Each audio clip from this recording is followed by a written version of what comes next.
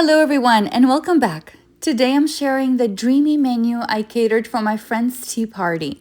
A warm, elegant afternoon filled with laughter, clinking teacups, and a spread of unforgettable sweet and savory delights. My friend requested a stunning chantilly cake, layers of soft vanilla sponge filled with mascarpone cream and fresh berries, beautifully finished with buttercream frosting. We also served charming carrot cupcakes and adorable mini sweet potato pies topped with toasted meringue. On the savory side, the star appetizer was pork tenderloin bruschetta, finished with a rich, flavorful mushroom sauce, the ultimate crowd pleaser. Let's dive into the recipes that made it all so special. The day before, I got started with the most delicious carrot cupcakes. You will notice that my portions are larger than the ones I share, but keep in mind I'm helping cater this event for 25 people, so my portions are doubled. These carrot muffins are moist, fluffy, and perfectly spiced with just the right touch of cinnamon. Shred roughly 2 to 3 medium carrots and engage all the help you can find for a fun baking experience. Combine the wet ingredients first. In a mixing bowl, combine half a cup of vegetable oil, half a cup of buttermilk, half a cup of mashed pineapple, 3/4 cup of brown sugar, and crack 3 large eggs. Whisk that well until combined. Sift in your dry ingredients. You'll need 2.5 cups of all-purpose flour, 2 teaspoons of baking powder, 1 teaspoon of cinnamon powder, 1 teaspoon of baking soda, and half a teaspoon of salt. Mix to incorporate until you no longer see any streaks from the flour, but don't overmix. Now add 1 cup of chopped pecans or any nuts and 1/3 cups of shredded carrots. Incorporate everything, and completely optionally, I added a half a cup of golden raisins and 2 teaspoons of vanilla extract. Line your muffin tins with muffin liners and fill the cups 3/4 full.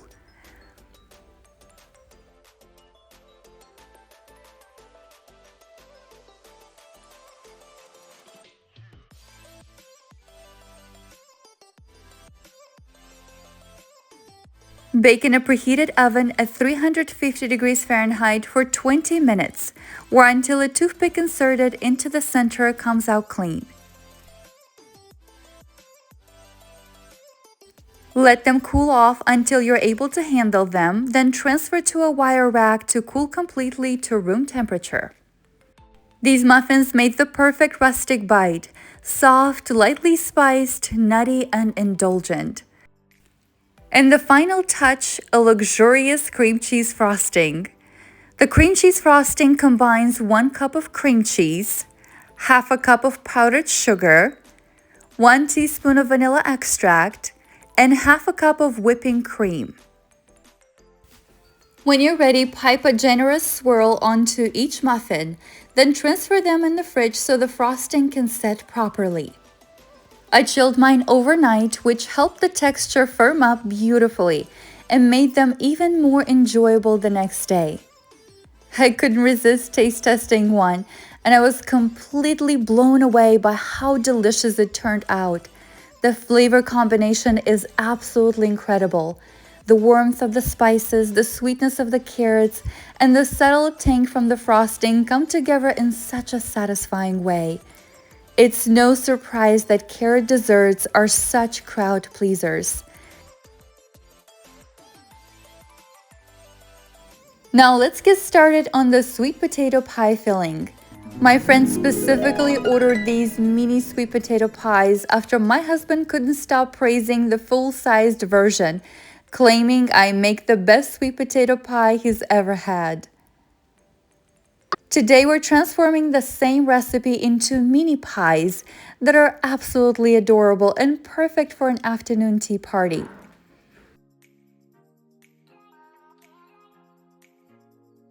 The filling starts with 3 large sweet potatoes that have been baked and cooled completely. Blend them until smooth and creamy. To that, you'll crack 4 large eggs, 1.5 cups of sugar, a 1/4 cup of buttermilk, 1 teaspoon of ground nutmeg, 1 teaspoon of ground cinnamon, 1/2 teaspoon of kosher salt, 1 teaspoon of baking powder, and 1 teaspoon of vanilla extract.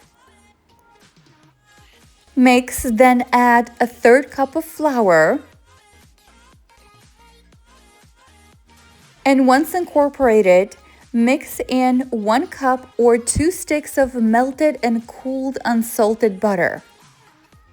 As a final touch, zest 1 lemon or orange for a bright, fresh finish. The result is a rich, tender filling that bakes beautifully in individual pie shells.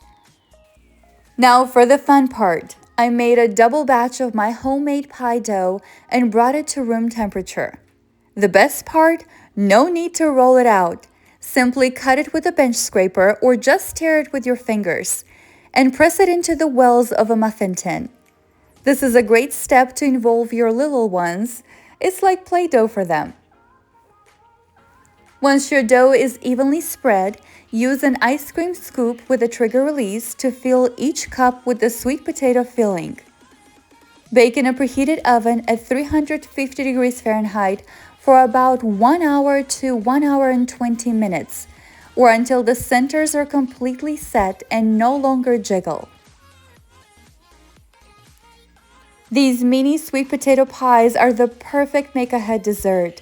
They must chill in the fridge overnight to fully set before you can remove them from the muffin tin. The next day, I started with removing the mini sweet potato pies from the muffin tin. With a few simple knife strokes, I released them from the sides and popped them out. To top them off, we're using a light and fluffy meringue frosting, whipped until glossy and cloud-like. This frosting adds the perfect contrast to the dense, flavorful pie base. These mini sweet potato pies are not just a treat, they're absolutely adorable, elegant, beautiful, and delicious. I highly recommend you watch the foolproof recipe by clicking the link in the right corner or check it out in the notes below. You will learn how to whip this amazing meringue frosting that can be used for so many recipes. Now they're all done, so let's place them in the fridge until we're ready to go. My friend ordered a cake to serve to her guests, and the first one that came to mind is my absolute favorite berry chantilly cake. This cake was light, elegant, and bursting with fresh berry flavor.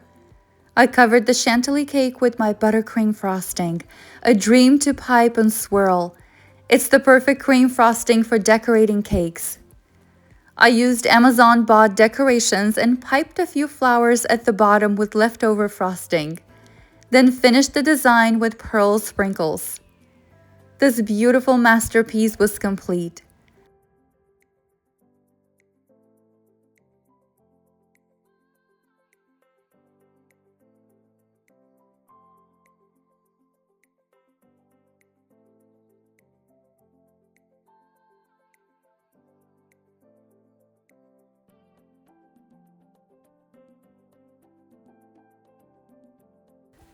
I hope my friend is gonna love it. What do you think?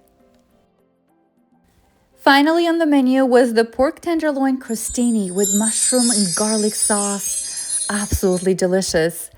The sauce was inspired by chicken marsala sauce and pairs perfectly with pork. Start by preparing the pork tenderloin. Remove the silver skin to avoid a rubbery texture. Season generously with salt and pepper. Preheat a skillet and melt 4 tablespoons of butter and sear the pork on all sides until golden brown, sprinkling rosemary salt for extra flavor.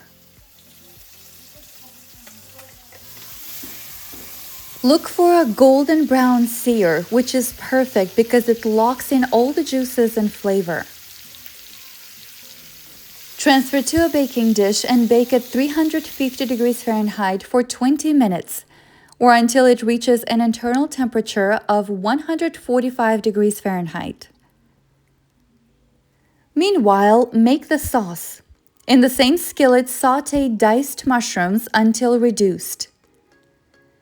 Season with salt and pepper, then add 5 minced garlic cloves. Saute for 30 seconds, stirring constantly. Now add 1 bottle of Marsala wine and let it reduce by half. Then add 1 cup of heavy cream, reduce the heat to medium and simmer until thick. Season to taste and add 1 tablespoon of Worcestershire sauce, 1 tablespoon of soy sauce, and 2 tablespoons of brown sugar.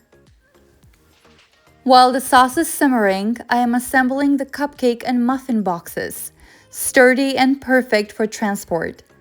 I purchased them on Amazon and will link them for you in the notes. I took a moment to take a shower and get dressed. It felt really nice to look the part for the tea party.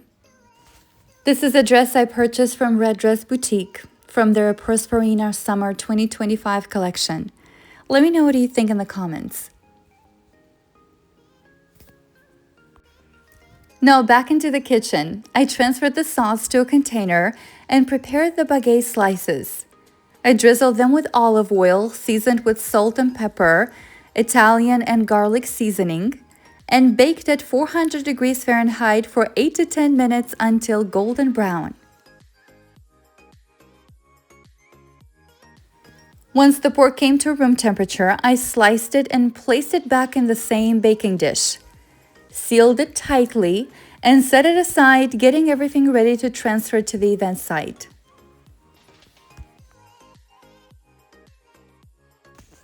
Now it was time to take the baked goodies out of the fridge and put them in these boxes, seal them, and get them ready.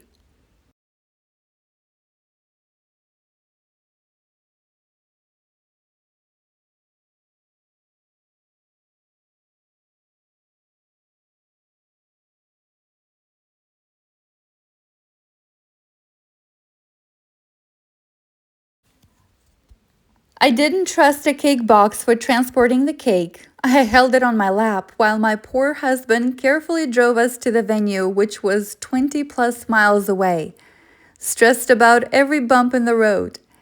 We arrived safely though. I loaded everything onto a cart and moved it into the fridge. Everything was ready and on time.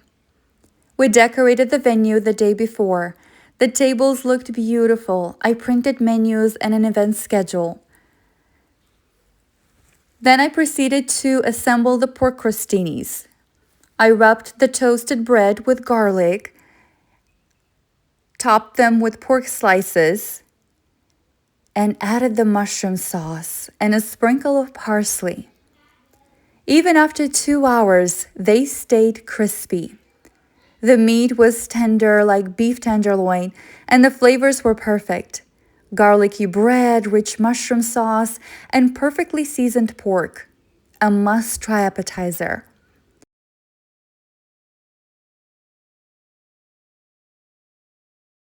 I then torched the mini sweet potato pies, arranged them on a platter, and served them. For the carrot cupcakes, I added a small rosemary sprig, a simple touch that made them look extra charming. Everything turned out beautifully. The amazing chefs helped me put everything together and were a joy to work with. And my friend was happy with the results. The food was delicious. I couldn't film the entire event because I was busy serving and wanted to give the guests their privacy. The party was a success, joyful, elegant, and filled with delicious food. I'm grateful I could support my friend and make this day special for her. I hope you try these recipes and enjoy them as much as we did. Thanks for watching, and see you next time.